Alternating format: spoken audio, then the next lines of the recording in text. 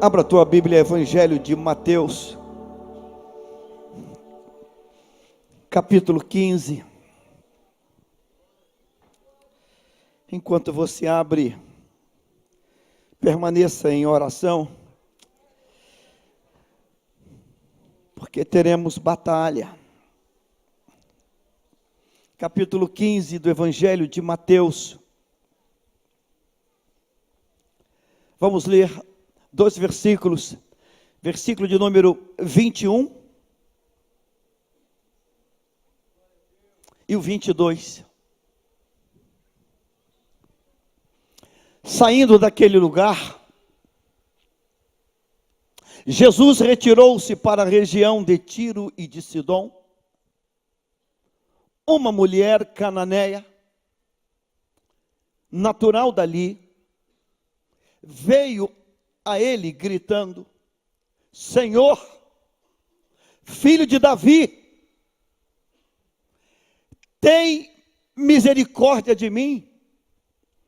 Minha filha está endemoniada e está sofrendo muito.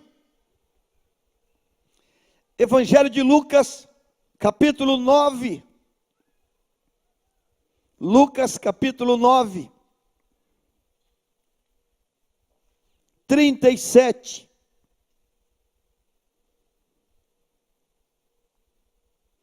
ao 40.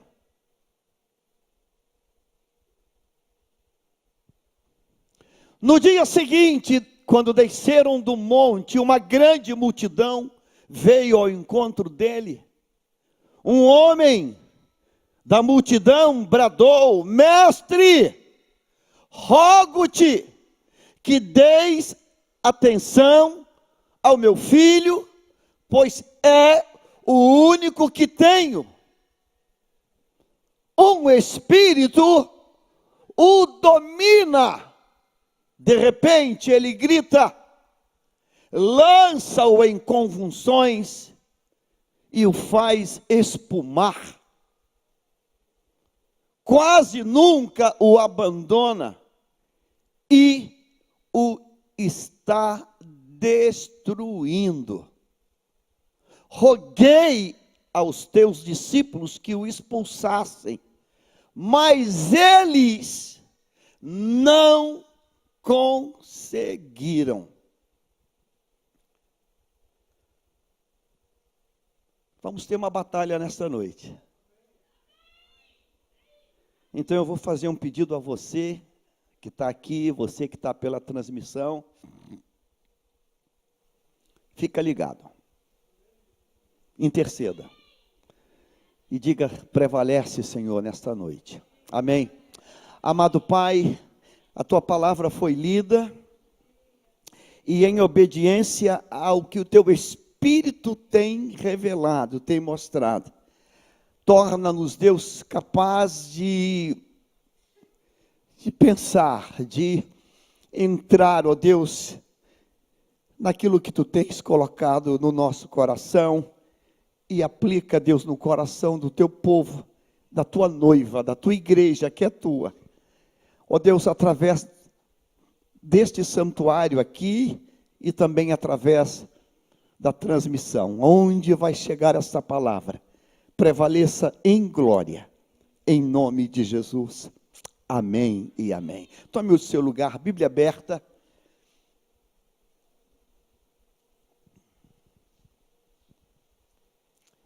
Nós lemos dois textos, e eu não sei se vai ser possível, eu pedi para colocar os dois textos na mesma tela, na mesma imagem. Isso, que coisa linda, glória a Deus. Você que está conosco, já temos Portugal, já temos Inglaterra e vários estados. Fica ligado também. O reverendo inglês John Stott, ele diz: crer é pensar. E eu gosto muito dessa colocação que ele faz. Eu gosto de pensar, eu gosto de ler um texto e me deter sobre ele e tentar fazer com que aconteçam aqui as sinapses e aconteçam coisas que tragam uma revelação ao coração. Olha esses dois textos e vamos decodificar algumas coisas, vamos tocar em algumas coisas. Preste muita atenção. O texto da direita, lá do canto, e o texto da esquerda. O texto diz: saindo daquele lugar, Jesus retirou-se para a região de Tiro e Sidom. Isso é um mero detalhe. Versículo seguinte: uma mulher cananeia, natural daquela região, veio a ele gritando: Senhor, filho de Davi, tem misericórdia de mim. Minha filha está endemoniada e está sofrendo muito. Esta é a palavra, é o grito, é a dor que Mateus registra de uma mãe. Interessante esses dois textos. O primeiro texto de Mateus fotografa, registra a dor da mãe. O segundo texto, no dia seguinte, quando desceram do monte, é apenas uma informação. Uma grande multidão veio ao encontro dele. Ele está no Monte da Transfiguração. Aí diz assim: um homem da multidão bradou: Mestre, rogo-te que deis atenção ao meu filho, pois é o único que tenho. Um espírito domina, e de repente ele grita e lança-o em convulsões, e o faz espumar, e quase nunca o abandona, e o está destruindo. Roguei aos teus discípulos que o expulsassem, mas eles não conseguiram. Em Mateus, a narrativa é uma mãe que, desesperada, grita por socorro por sua filha. Em Lucas, é um outro texto, em outro lugar, em outro tempo, que registra um pai que clama, que também grita em favor do seu filho. E Lucas, um médico amado, ele dá para nós um detalhezinho a mais. Ele dá um upzinho a mais. Lucas diz que esse pai que clama pelo filho, ele tem um único filho. Mateus não disse, não sabemos se a mulher lá, ela também tinha outros filhos ou não, se essa era a filha única ou não. Mas isso não tem muito peso para nós hoje, não. Eu quero convidar a igreja hoje para a gente pensar. É a percepção que se tem das situações que se vive. Porque vai fazer toda a diferença. A percepção que se tem da situação vai determinar muito do resultado que se vai ter. Porque se nós não conseguimos, não for possível, ou não conseguir afinar essa percepção, ou entendê-la como deve ser entendida, a gente pode não ter um resultado que se deveria ter. Você vai entender daqui a pouco. O texto diz em Mateus que essa mãe, diz o texto, que ela vem gritando, ela vem dando volume atrás de Jesus. Não diz onde está o marido, como em Lucas também não diz onde está a mãe. Interessante isso. Em Mateus, quem toma a iniciativa é a mãe. E em Lucas, quem toma a iniciativa é o pai. Então, é uma mãe que tem uma percepção e é um pai que tem uma outra percepção. E se você está olhando o texto com atenção, você já deve ter percebido que são percepções diferentes. Percepções diferentes. Em Mateus ela diz: Senhor, filho de Davi, tem misericórdia de mim. Deus vivo, Emanuel, Senhor da glória, tem misericórdia de mim. Minha filha está. Diga comigo assim: minha filha está. Ela diz que a filha está. Ela não disse que a filha é. Estar é um estado. Minha filha está. Ela está. Ela está com uma situação. Ela está com um problema. Ela está. Ela não era. Ela não é. Ela não nasceu assim. Ela está. E está é um tempo presente. Ela está agora, nesse momento. Ela está assim agora. E o fato dela estar assim, endemoniada, ela está sofrendo muito. Ela está endemoniada. E ela está sofrendo muito. Algo tomou conta dela e está fazendo ela sofrer. E ela está. Lucas narra diferente. Um homem bradou da multidão: mestre, rogo-te que des atenção a meu filho, pois ele é único, é arrimo, tudo bem. Mas ele vai dizer assim: rogo que des atenção ao meu filho que é único, porque um espírito o que o domina. Ele não diz que o filho nem é nem está. Tem diferença nisso? Percebeu alguma coisa? Se o filho dele, ele está dizendo: Senhor, é um espírito domina meu filho. Então ele está dizendo nas entrelinhas, numa informação subliminar, subjetiva, ele está dizendo que o filho dele é uma, o quê? Começa com V e termina com A, é uma vítima. Meu filho é uma vítima.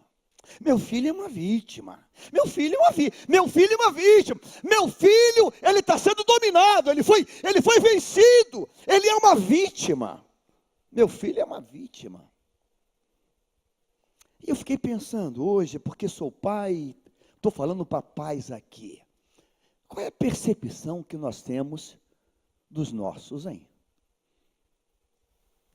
A gente já está enxergando os nossos como eternas vítimas das situações? Ou a gente está enxergando com um olhar mais preciso? Porque a maneira como nós enxergamos é a maneira como nós vamos iniciar o tratamento. Mas o pai de Lucas, ele vê outra coisa. Olha, meu filho, ele é dominado de repente. De repente, vem uma coisa e domina ele. Onde quer que eu apanha, ele é dominado. A última expressão vai dizer: roguei aos teus discípulos que livrasse o meu filho único desse domínio. E os teus discípulos, o que é que tem? Além de perceber que o filho está sendo dominado, ele agora arranja um culpado. E o culpado agora do problema é os discípulos. Então o filho é vítima, mas tem um culpado. E a gente vive o tempo todo fazendo isso. Meu filho perdeu a cabeça, mas o culpado foi aquela namoradinha dele. Minha filha perdeu a cabeça, mas o culpado foi um priminho que ela tem, uma priminha que ela tem. A gente sempre vai tentar achar uma maneira de defender o que a gente que está é nosso. Não tem. O culpado foi aquele professor que teve, que provocou um trauma na criança. Vai sempre. Olha, o meu filho, ele é dominado, então ele é vítima. E eu trouxe para os teus discípulos, e eles não conseguiram. Então, além de ser vítima, tem um outro culpado: os discípulos. E eu fico pensando que fica mais fácil quando a gente consegue usar toda a clareza e chegar para Jesus, sem esconder nada, sem tentar camuflar nada, e falar: Senhor, a minha filha está, e o que está nela é demônio purinho. É demônio, ela está terrivelmente endemoniada. Aquela mãe, ela vai gritando, ela vai expondo a filha dela, porque ela já discerniu o tamanho do problema que está na casa dela. E eu fico pensando que a gente está vivendo hoje um tempo que a gente quer esconder as situações, quer camuflar as situações, e quer tratar uma situação que é para tomar uma injeção na veia, e está dando chazinho de erva doce. O assunto é para uma injeção na veia, é um antibiótico pesado, mas a gente está dando xaropinho com sabor de morango. Aí o médico falou: isso aí é uma infecção braba, então vai agora lá para a enfermeira, porque tem que ser uma injeção na veia, lá no glúteo, sei lá onde. Doutor, só tem um sabor de morango ou cereja? Até tem, mas o processo, a ação, vai demorar muito. Então, o caso aí é um caso para aplicar na corrente sanguínea. Mas tem uma outra maneira? Tem. 3 vezes ao dia, uma colher de chá de camomila. Não sei se vai melhorar, não. Eu não sei se vai resolver, não. Mas se a opção é essa, então entra aí no camomila, no erva doce. Entra aí, vai tomando aí umas 1000 doses para ver se resolve. Esse pai, ele vai até Jesus, mas ele não vai apontando o problema. Ele começa a contar uma história: é filho único que eu tenho, é minha riqueza, e olha, ele está sendo dominado. E a outra razão, os teus discípulos não puderam. Então, ele está sendo vítima, e os teus discípulos foram incapazes. Então, o problema dele é dois: é porque ele é dominado, e porque a igreja, porque os crentes, porque os irmãos não resolveram o problema. Que diferença, né? E essa mãe diz: Senhor, eu estou gritando porque o caso é sério. A minha filha está endemoniada. E eu estou gritando, eu estou dando voz a esse negócio, porque ela está, e eu decido que ela não vai ficar mais assim.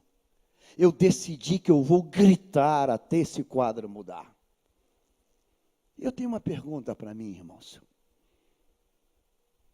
Será que a gente está avaliando o quadro certo?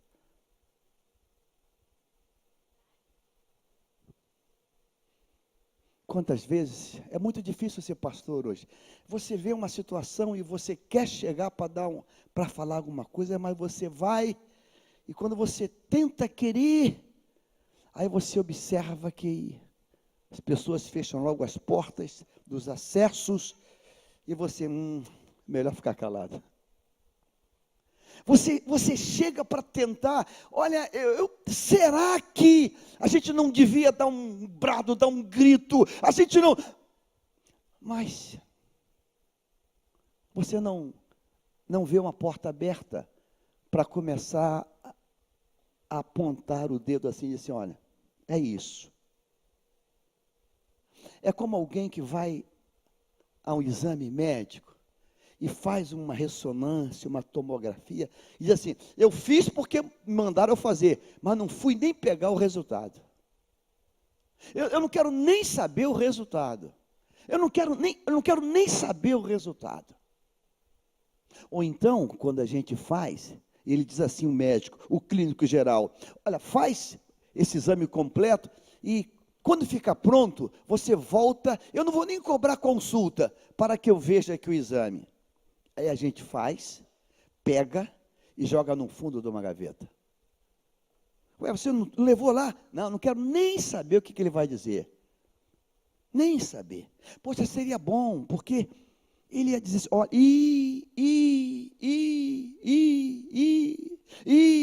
mas eu não quero nem saber o que está ali. Porque a gente de alguma maneira vai tentar buscar outras desculpas. Uma mãe que tenha coragem de dizer, ela está quase expondo a filha dela, a minha filha está assim. O pai diz, meu filho é vítima do sistema, é vítima de, ele vai arranjar um monte de coisa. Então, a percepção da mãe está correta, mas a percepção do pai, ela está camuflada, ela não é autêntica, ela não é verdadeira. A percepção do pai, ela tenta escamotear a verdade. Por que a gente faz assim? Pergunta para alguém, como é que você está? Estou bem. Está bem mesmo? Está bem mesmo? Como é que está o casamento? Está normal, está legal.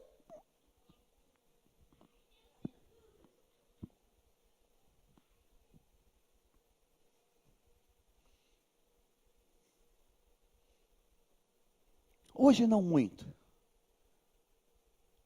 Mas há anos atrás, há um punhado de anos atrás, eu convivi com uma pessoa que foi acometida de uma tuberculose. E tinha uma tosse constante. Então, alergia, muita poeira.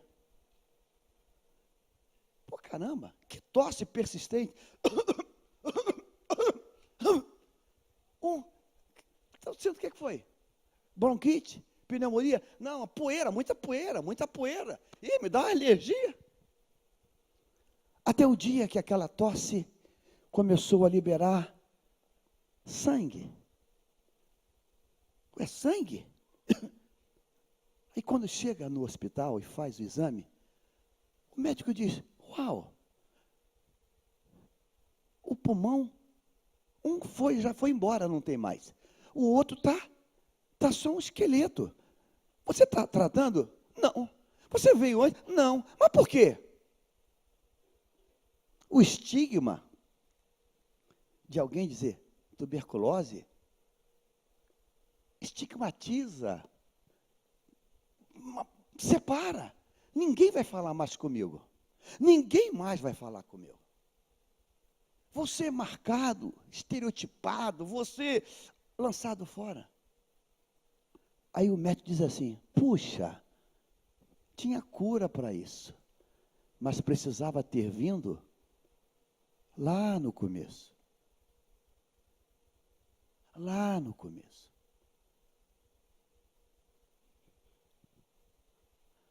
Mas a gente opta pela posição desse pai.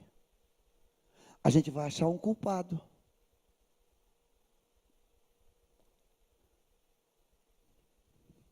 Deixa eu contar para você. Né? Vamos criar aqui uma imaginação. Presbítero Arlen, sabe por que eu bebi? Cara, eu só bebi porque lá no trabalho todo mundo bebe. Aí, rapaz, para não ficar feio, coisa social, era uma coisa. Aí eu bebi. Eu começo a achar um culpado. Então, o filho dele está endemoniado, porque ele é dominado, ele é vítima. Aí Jesus faz uma pergunta para ele. Desde quando isso acontece? Desde quando esse teu filho é dominado? E você lembra a resposta dele? Desde o quê? Desde o quê? Desde a infância. Desde a infância. Então, o assunto de Lucas 9 não é um assunto que começou agora, nem semana passada. É um assunto que está fazendo aniversário. E nesta noite, como profeta de Deus, eu queria convidar essa igreja a interromper esses aniversários.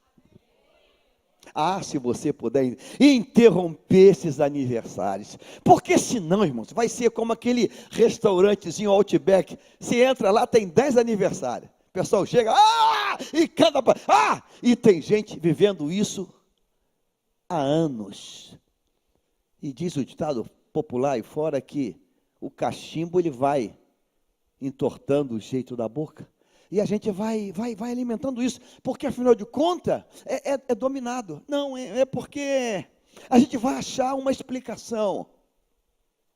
Irmãos, é muito claro nesses dois textos, que o problema é que essa mulher, essa cananeia, quando ela percebe aquilo, e ela escuta falar de Jesus, ela parte para a solução, ela decide que vai ter solução imediatamente.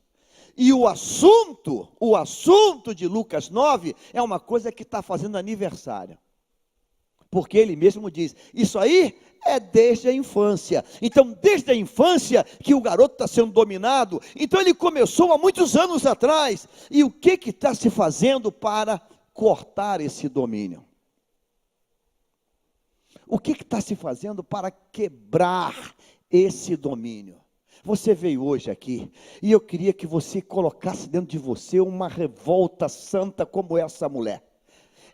Essa mulher se expõe, essa mulher grita, essa mulher vai atrás, essa mulher faz um estardalhaço, ela diz, Senhor, ela está, ela não é, ela está, e eu não quero que ela continue assim. Faz o milagre, faz o milagre, faz o milagre. A explicação do pai é uma explicação filosófica bacana. Senhor, mestre, rogo-te que deis atenção ao meu filho, pois é o único que eu tenho. Se eu tivesse outro, eu não estaria aqui. Se eu tivesse mais 2, mais 3, eu nem estaria aqui. Eu só estou aqui pedindo que tu dê atenção, porque é o único. Se eu não tivesse outro, talvez eu nem estivesse aqui. Eu tocaria a vida, mas ele é o único. Ok, então desembucha, fala o que é. Não é que um espírito domina ele. Um espírito, então ele é vítima. Ele é vítima de uma situação. Ele é vítima, ele é completamente, é um coitado, ele é vítima. O Espírito domina ele. E sabe, eu trouxe ele para os teus discípulos, e os teus discípulos, foram incapazes. Então, há uma parcela de culpa também sobre ti, porque são teus discípulos. E a gente fica arranjando desculpa. Por exemplo, o culpado é a sogra. O culpado é o sogro. O culpado é um cunhado que tem, um cunhado que aquilo não vale nada e acaba influenciando. A gente está arranjando que tipo de desculpa? A gente está colocando e está enxergando, a nossa percepção é a percepção distorcida ou é real? Qual é a percepção que você tem das coisas que você anda fazendo? Você vai botar a culpa em quem? Você vai botar a culpa em quem? Pastor, foi a criação que eu tive. Você vai botar quem como culpado desse negócio? A gente fica colocando, a gente fica arranjando culpados para a gente. Pastor, fui criado numa comunidade, pastor. Pastor, olha, minha primaiada toda tá no mundo do tráfico. E pastor, e sabe o que é? A gente criado ali, vendo aquilo o tempo todo. Quem vai ser o culpado? A percepção errada nos faz tomar medidas erradas. Se a doença é uma tuberculose, eu não vou ficar dizendo que é alergia.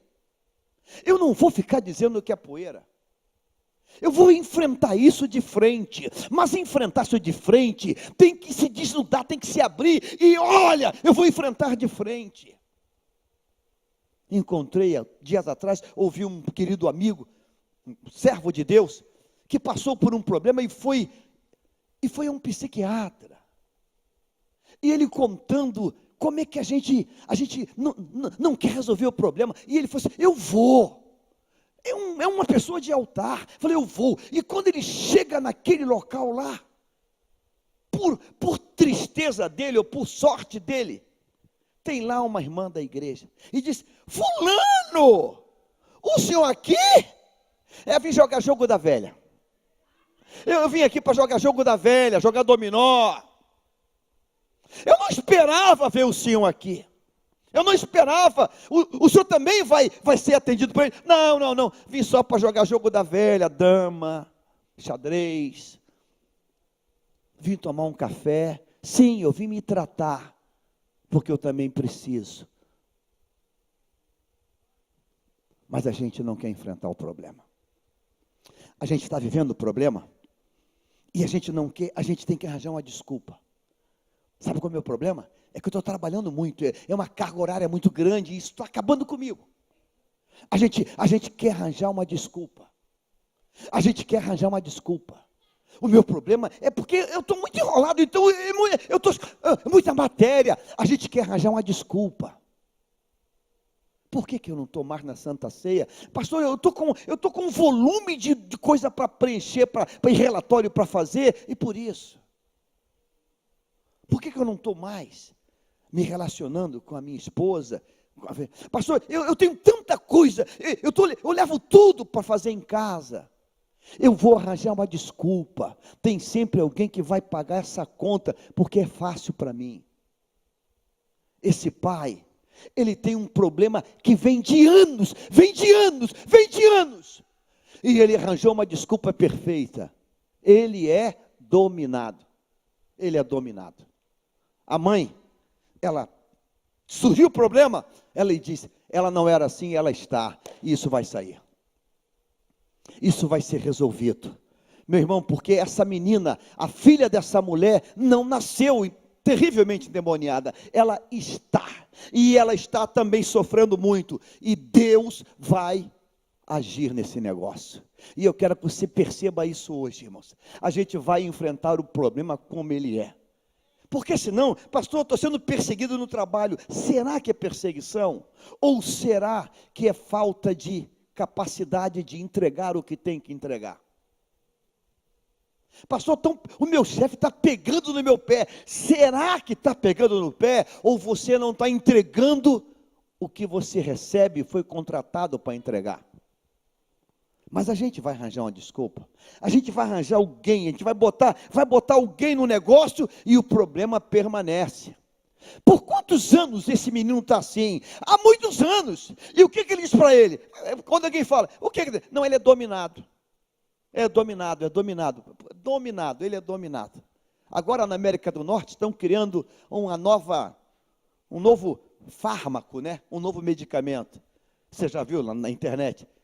Uma ervinha chamada marihuana, maconha. E tem uma galera enorme cultivando, plantando e comprando como que é um medicamento, é um remédio. Hoje é uma erva chamada marihuana. Amanhã vai ser um pozinho da papoula. Vai ser uma folhinha lá da Bolívia, que também vai ser remédio. Mas amanhã vai ser... Quem sabe, alguém vai começar a dizer que, olha, tome uma dosezinha de 51 todo dia de manhã, que é bom para o fígado, é bom para o rim, é bom para o coração. Tome todo dia um copinho que você não vai ter problema de diabetes. Eu fico pensando, a hora que alguém fala aí, bom remédio para diabetes é um copinho de 51. Eu fico pensando. A gente fica arranjando maneira para tentar esconder as verdades. Esta mulher está certa, porque ela tem a coragem de dizer, Deus, o problema é espiritual. Ela está gritando, é espiritual o problema. E se o problema é espiritual, eu vou levar para quem resolve isso. E eu quero dizer nesta noite que Jesus resolve problemas espirituais. Jesus resolve, Jesus, ele é o remédio para problemas espirituais. O detalhe é que a gente não quer aceitar isso. A gente quer aceitar, hoje em dia tem muitas palavras, estresse, fadiga. A gente vai arranjar um monte de coisa para explicar. Um monte de coisa. Isso aí, pastor, isso é as comidas que a gente está comendo aí, tudo aí transformado geneticamente, isso vai afetando. A gente vai achar um monte de coisa. Vamos trocar a janela da casa por janela acústica. Ah, pastor, os barulhos. Irmãos, aquele que está em paz, ele deita e dorme porque Deus está com ele. Mas a gente vai arranjar. A gente vai botar a culpa no vizinho de baixo.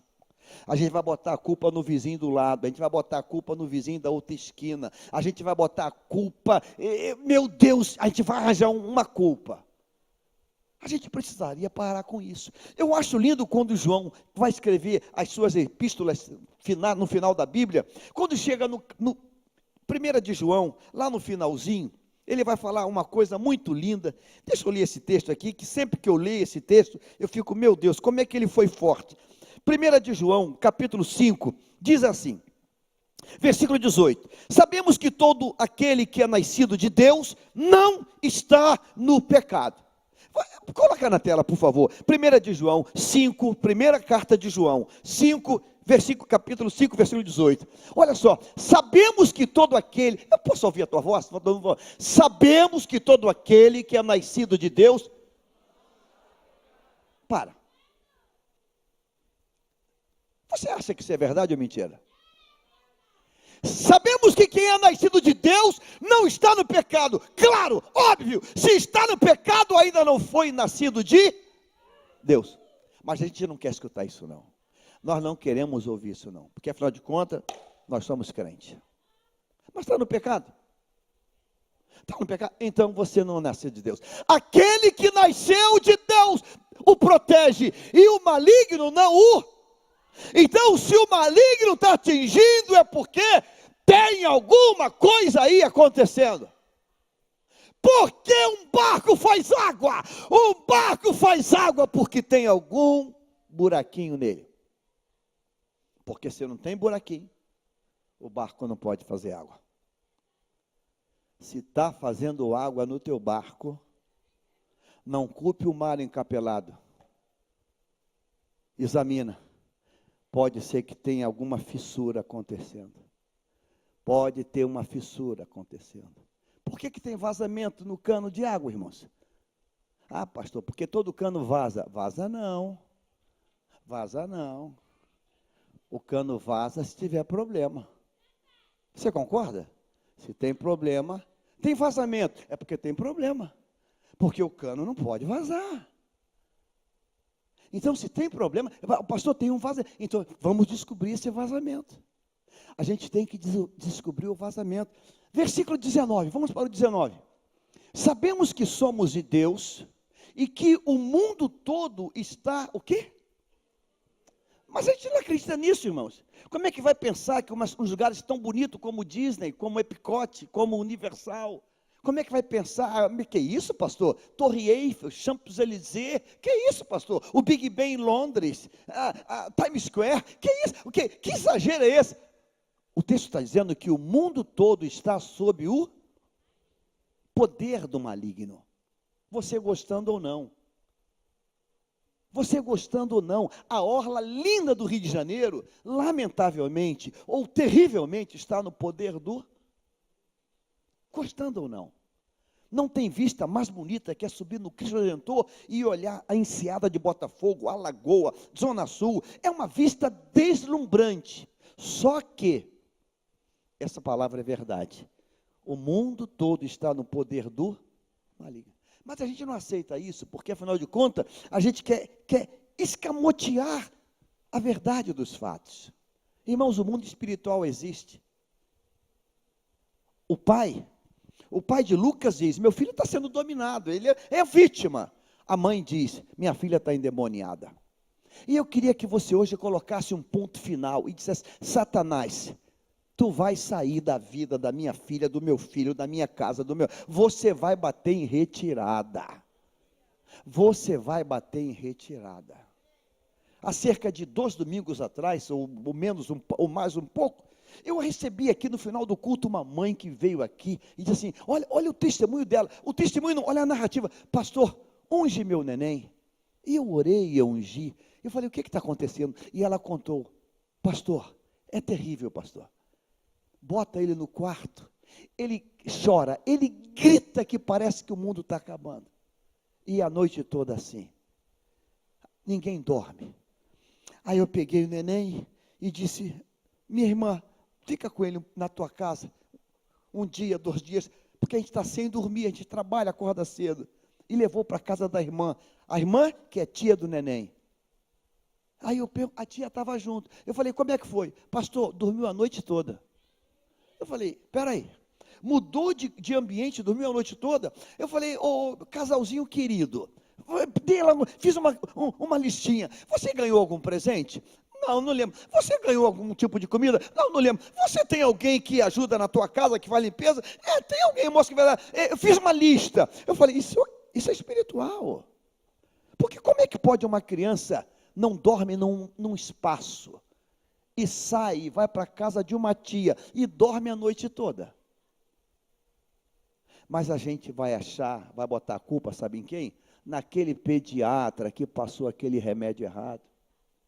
Ou naquele xarope que deu um efeito colateral. Pode até ser que sim. Pode até ser que sim. Mas esta noite eu quero bater nessa tecla. Essa mulher diz, Senhor, filho de Davi, tem misericórdia. Minha filha está. Irmãos, bendita é essa mãe, que olha para uma cena e diz, tem problema aqui e o problema vai sair. Você entendeu isso? Diga, tem problema e o problema vai sair. Mas ele só sai se eu conseguir entender que aquele problema é real. Porque se eu tentar achar uma desculpa, eu vou botar culpa em tudo. Vou dizer que a água não é filtrada. Eu vou dizer que é o problema porque tem uma fábrica aqui perto e que solta uma fuligem. Eu vou arranjar outra desculpa. Em nome de Jesus, que Deus abra hoje os teus olhos, o teu entendimento. Deus, eu quero enxergar o que está acontecendo aqui. E eu não vou botar culpa em ninguém. Eu não vou culpar. Eu não vou dizer que ele é vítima e nem vou culpar ninguém. Eu vou dizer, Deus, tu vai mostrar a realidade e esse problema vai sair e vai terminar hoje. Ele vai sair hoje. Esse problema vai ser vencido hoje. O texto diz que aquela mulher, ela não precisou nem levar, irmão. Olha a diferença. Em Lucas, o pai levou o filho para Jesus. Mas em Mateus, a mãe não levou a filha. Ela levou o problema. E a palavra foi na casa dela e resolveu o problema. Você consegue entender isso hoje? Diga assim, quando eu levo o meu pedido, claro, o Senhor intervém. Não foi preciso levar a menina. Não foi preciso arrastar a garota para lá. Ela falou, Deus, Jesus, minha filha está assim.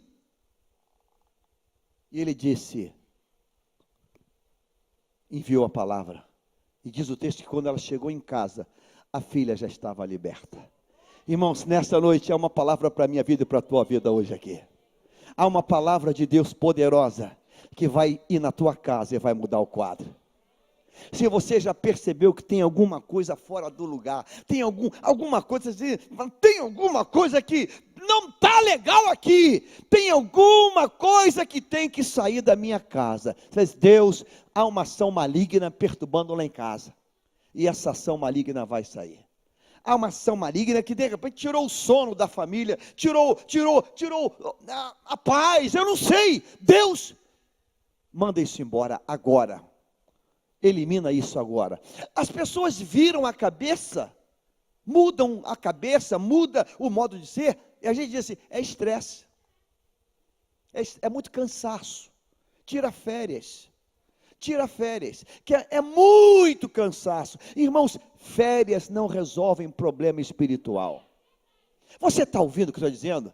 Férias, seja na Europa ou seja onde você quiser pensar, férias não resolve problema espiritual. Problema espiritual só resolve com a liberação da palavra libertadora dele. E a palavra libertadora dele nem precisa que a vítima, que o problema esteja junto, porque a palavra é tão poderosa que aonde está o problema, a palavra vai chegar e o poder vai libertar. Amém ou não amém? Então pare de ter uma percepção trocada. Para com isso. Já estamos grandinhos demais. Grandinhos demais. São muitas coisas. Ah, pastor, é incompatibilidade. Olha a palavra, incompatibilidade. É tanta coisa. Deixa. Irmãos, Jesus disse, Deus falou quando criou Adão lá no Éden, domine, governe, domine sobre tudo aqui. Irmãos, há uma palavra de Deus sobre a tua vida, para governo, para dominar. Deus falou, você vai governar, você vai dominar. Dominar e governar significa assumir o comando. Diga para quem está do outro lado, diga assim, assuma o comando. Assuma o comando. Irmão, se ninguém quer assumir, você vai assumir. Assuma o comando. Pastor, sabe por que eu não assumo? Porque o papel é dele. Não existe isso. Irmãos, se quem tem que assumir não assumiu, quem vai assumir é você. Você não viu o que eu falei? Vou ter que repetir. Você demora a entender. Diga assim, se quem não assumiu, que devia assumir, não assumiu, eu vou assumir. Eu vou assumir. Abigail e Nabal. O papel do cabeça é do marido, é de Nabal. Mas Nabal é endemoniado, é maligno. E quem vai assumir é a mulher. Ela vai assumir o comando. Ela vai assumir o comando. A gente fica, pastor, sabe por que eu não faço nada? Porque ele não faz. Eu escuto isso. Pastor, sabe por que eu não oro? Ela fala, porque ele não ora, pastor. Não ora. Ele não ora. Aí, eu fico na minha. Ai, irmãos, quem foi que inventou isso? Fico na minha. Assuma o comando, pelo amor de Deus. Começa a levantar um clamor, levanta a voz. Sai marchando dentro de casa. Dá uma de biruta santa. Sai. Ele vai olhar assim, o que é isso? Fica na tua aí. Você está desligado. Você não está no manto, mas eu estou no manto. Sai! Assuma o comando, pelo amor de Deus. Aqui tem uma mulher que assumiu o comando. Ela talvez não seja mãe solteira, talvez tenha marido. Cadê o marido? Ninguém sabe. A Bíblia não fala dele. Mas ela sei, o problema é eu sou mãe, eu vou partir para cima, eu vou buscar a solução. Irmãos, escute isso, porque Deus fala contigo hoje. Todo problema tem solução. Você não ouviu? Vou repetir. Diga assim, todo problema tem solução. Tem solução. Aí você bota a culpa na crise, na política. Bota a culpa no sei lá em quem. Ah, pastor, é crise, né? Todo problema tem solução. Levanta a tua cabeça. Levanta a tua cabeça e parte para cima. Parte para cima. É lindo quando aquele juiz mau, perverso, aquele juiz maligno, endemoniado, injusto, bateu na vara dele o processo daquela viúva. A Bíblia diz assim, julga a minha causa. Julga a minha causa. Ele não queria, julga a minha causa. Julga a minha causa. Água mole em pedra dura, tanto bate até que fura. Um dia ele fala assim, eu não aguento mais essa mulher que me perturba, eu vou julgar a causa dela. Você está aqui hoje, assuma o comando. Se ninguém assumiu, você assume. Começa uma campanha dentro de casa, vou orar todo dia, 10 minutos, sei lá quanto. Comece a campanha. Pastor, eu estou sozinha lá em casa. Pastor, uma andorinha só não faz verão. É mentira quem falou isso. Uma andorinha só começa o verão. Começa. E você vai ver esse milagre. Começa. Você viu Eucana orando para Ana engravidar? Qual o versículo que está na Bíblia isso? Eucana orando para Ana engravidar. Alguém viu? Eu queria que me mostrasse esse versículo. Eucana está, como diz o hino, calmo, sereno e tranquilo. Ele tem Penina, dá um abraço, dá um cafuné, pimba, mais um filho. Outro abraço, pimba, outro filho. Aí Ana olha para ele assim e diz, eu queria ser mãe. Deixa de palhaçada, mulher. Ó, eu te amo. Você é a minha gata. Pimba, mais um filho. Ela diz assim, vou partir para cima, eu vou começar a guerrear com Deus. E ela começa a guerrear com Deus. E quando Eli diz para ela, você está bêbada? Eucana está do lado para comprar a briga dela? Está ali? Não. Talvez estivesse pagando um sorvete para a Penina lá no Mac. Ela está sozinha. Sua bêbada! Talvez ela olhou para o lado assim, cadê meu maridão? Não está aqui nem para me defender. Ele não está ali. Eu fico pensando, a gente tem batalhas e a gente cruza os braços, a gente acha uma explicação. É assim mesmo, quem sabe? É o destino, né? Não está aqui hoje e queria que tivesse, que eu ia mandar trazer aqui no altar. A minha mãe de 2 filhos, a mim e a minha irmã. Eu viciado, e a minha vizinha disse para ela assim, Dona Hilda, é assim mesmo, é o destino. Uns nascem para dar certo, e outros nascem para não dar. Eu era novo, mas eu ouvi aquela palavra da minha vizinha para minha mãe. Minha mãe, sem estudo, sem informação, disse assim, eu não aceito, eu não aceito, eu não aceito, eu não aceito, eu não tive filho para o diabo, eu não aceito. Minha mãe entrou numa guerra de jejum e oração. E porque ela disse, eu não aceito, hoje ela disse, você é meu pastor.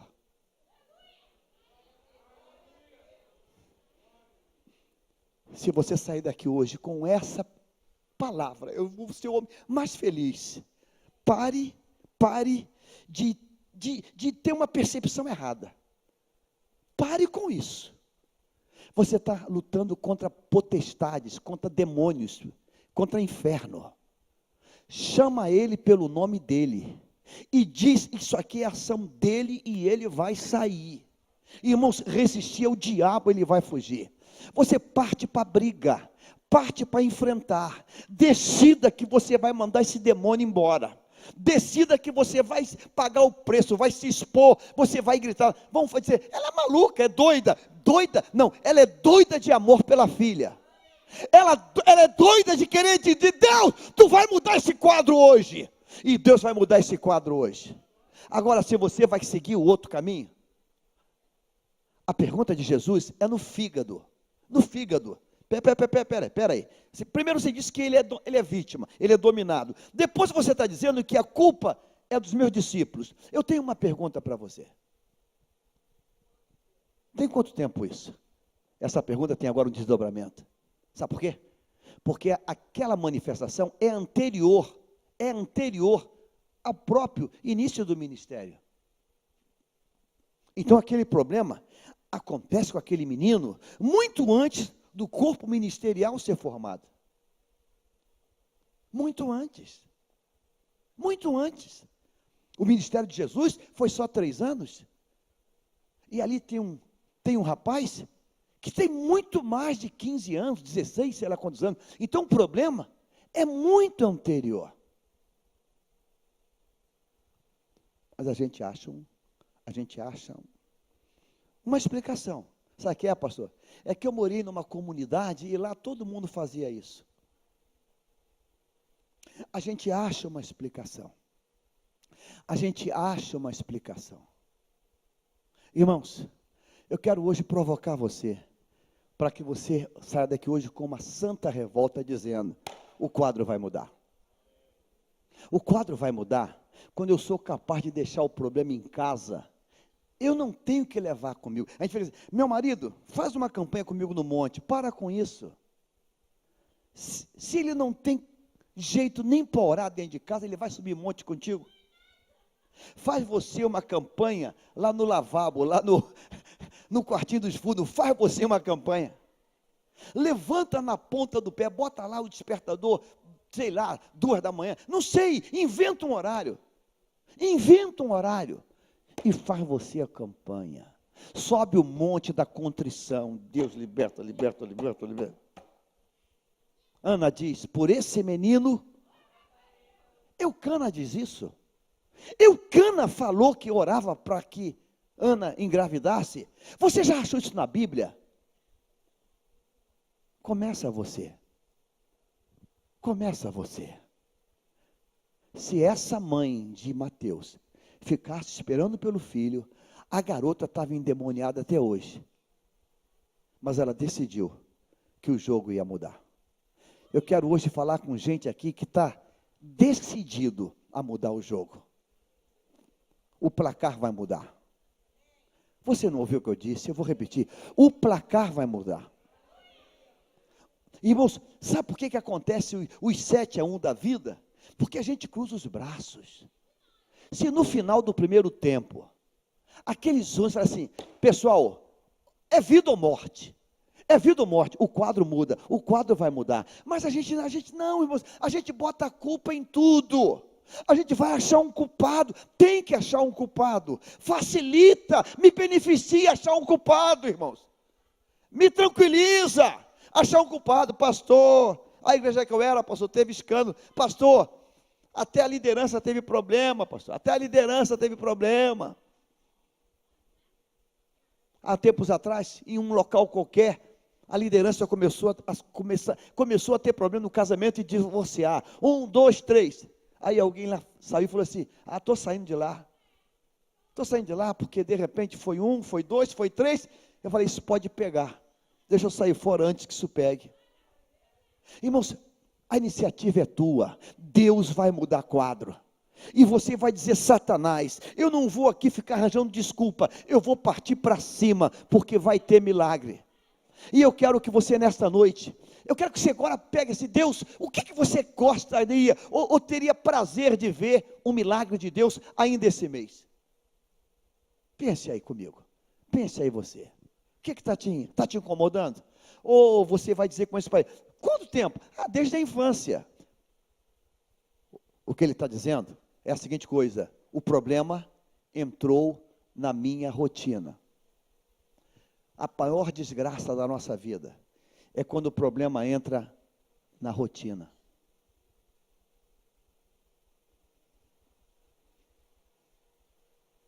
Eu queria revoltar você hoje. Quebra essa rotina do diabo. Pastor, a situação lá é cíclica. É uma semana legal, uma semana ruim. Uma legal, uma ruim. Uma legal, uma ruim. Eu quero desafiar você hoje, a você ser diferente desse pai. O problema aconteceu, mas foi debelado. O problema surgiu, mas ele foi vencido pelo poder do sangue de Jesus.